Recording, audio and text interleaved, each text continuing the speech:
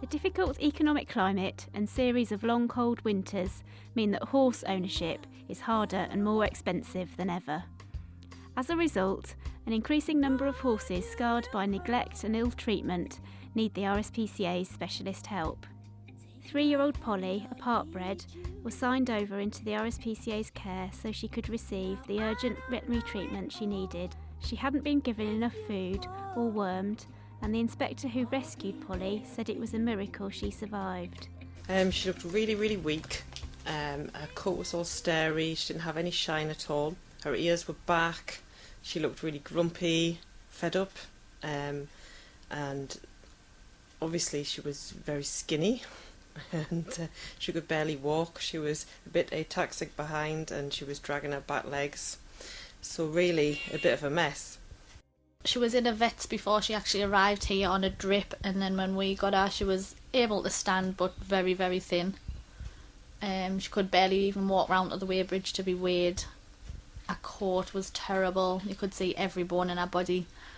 That was Lisa Paulin, Deputy Manager of the RSPCA's Fell-Edge Equine Centre, and groom Rachel, describing the state Polly was in when they first saw her. When the RSPCA tracked down Polly's owner, he said he had owned her for a few weeks and had bought her because he felt sorry for her. He acknowledged he hadn't cared for her properly and was issued with a written caution. I asked Lisa about the care Polly received. She didn't have the best appetite, although she acted as if she was hungry. She wasn't digesting the food properly, and because she hadn't eaten for so long, we had to put her on a special diet and increase the food slowly and gradually so that she didn't colic or choke. She was isolated for the first 4 weeks so we could make sure that she didn't have any contagious disease, and after the isolation period she was gradually introduced to grass and so on and so on. Probably took a good 6 months. I mean, that's how thin she was, and she was still growing as well, so it probably stunted her growth slightly, and she'll continue growing now till she's 6 or 7 years old. As well as helping Polly gain weight and improve her health, work began to help her trust humans and teach her stable manners. Every horse at Fell-Edge has a groom who is responsible for their progress and training throughout their stay. Rachel told me how they begin to train horses at Fell-Edge and how Polly responded. Straight away, as soon as they come in, we start to learn them a few manners, just grooming them, spending time with them, and just really getting them up there. Trust is a big thing with the horses when they very first come in. Obviously, they haven't had a good start. Within a couple of weeks, so they gain their trust and understand that we are here to help them. I never thought I would get anywhere where I have with Polly. She was very grumpy, aggressive, ears back, didn't like to be approached, didn't like any of the tack equipment, nothing, and I thought I've got a major challenge on my hands here. But after a few weeks of working with her and gaining her trust, she really enjoyed her work and was at the field gate every time I went down to come in, and she just really enjoyed it. Fell-Edge staff aim to break in every horse of a suitable age, which is usually 3 years old and above.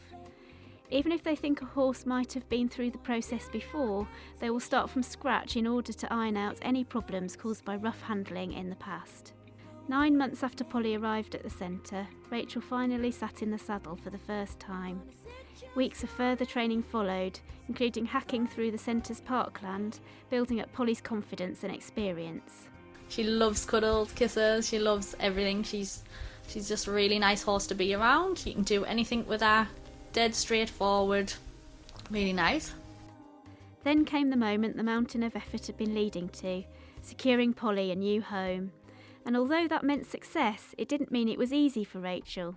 Yeah, it was really difficult, with obviously at first thinking I would get nowhere with Polly. She came along so well. It was really hard to see her go on the wagon and go off to a new home. In May 2011, Polly, now 4 years old and weighing a normal 485 kilograms, went to her new home with Chrissy Bowden, who lives just a few miles from the centre. you'd think she'd lived here forever. She just walked off the trailer and straight into the stable. She's friendly and really, really inquisitive and just enjoys the surroundings. First time we'd hacked her out, we have the town just at the bottom of the road. With us being semi-rural, we've got that experience of the high street. And with it being a horsey area, all the horses ride through the high street. So you've got awnings, you've got the butcher's shop, you've got people getting in and out of cars. And she just thinks that's great. She thinks everyone's there to say hello to her. At the moment, she's mainly hacking. She's just strengthening up. She will be ridden by my middle daughter, who's 10 at the moment, in a few years' time. Eventually, she's going to be a pony club horse. But to start with, she's going to start doing endurance riding that we started doing this year. We found it absolutely fantastic for the horses to learn the self-carriage, strengthen up, become fit, and it's a really good way of bonding with your horse. Not only has Polly settled in really well, Chrissy found adopting a horse from the RSPCA a really positive thing to do. Oh, it's been a fantastic experience. RSPCA were dead friendly and really helpful, helping me choose Polly. And she settled in absolutely fantastic when she came here, and I know that I've always got them to go back to for any advice or information about Polly, or if anything I need to do with her, and just sort of, they're there for support all the time at the end of the phone. More horses than ever are being neglected and badly treated. This could be due to cost, the oversupply of poor quality horses and inexperienced owners.